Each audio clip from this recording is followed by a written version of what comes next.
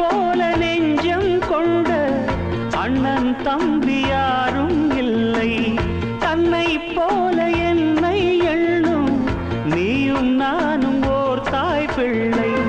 தம்பி உந்தன் உள்ளந்தானே அண்ணன் என்று வாழும் எல்லை. ஒன்றாய் காணும் வானம் என்றும் ரெண்டாய் மாற நியாயம் இல்லை. கண்ணோடுதான் உன் வண்ணம், நெஞ்சோடுதான் உன் எண்ணம். முன்னேறு நீ மென்மேலும், என் ஆசைகள் கைகூடும். இந்த நேசம் பாசம் நாடும் வாழ்க தென்மதுரை.